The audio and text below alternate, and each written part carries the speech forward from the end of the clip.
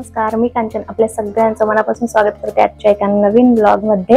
आणि शुभ सकाळ। आज आहे आषाढी एकादशी, तर आपल्या सर्वांना आषाढी एकादशीच्या खूप खूप शुभेच्छा। विचार आहे की आज बाहेर जाऊया, म्हणजे विठ्ठल रुक्मिणीच्या मंदिरामध्ये। तर पाऊस नाहीये, सकाळी थोडासा पाऊस होऊन गेला, पण आता मस्त ऊन आलेला आहे आणि 9:30 झालेत। तर मस्त आज मी बनवणार आहे साबुदाणा वडे, तुम्हाला पण ते नंतर दाखवेलच। चला तर ब्लॉग कंटिन्यू बघा, आवडल्यास लाईक करा, शेअर करा आणि चॅनलवर नवीन असतील तर सबस्क्राइबही करा। तर मंडळी, आम्ही निघालोय आता विठ्ठल रुक्मिणीच्या मंदिरामध्ये।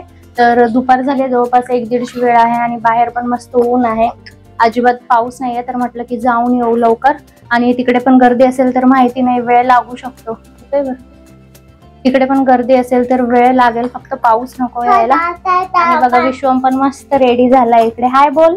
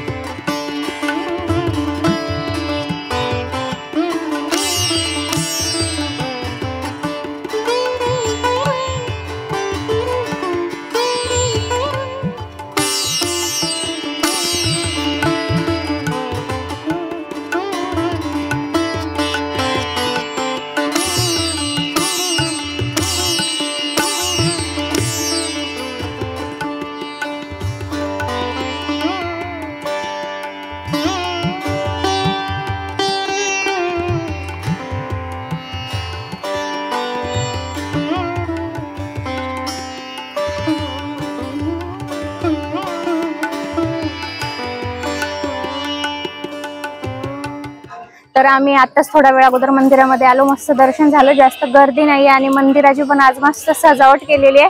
आणि ह्याचं लोकेशन जे आहे मंदिराचं ते मी डिस्क्रिप्शन मध्ये तुम्हाला देईलच।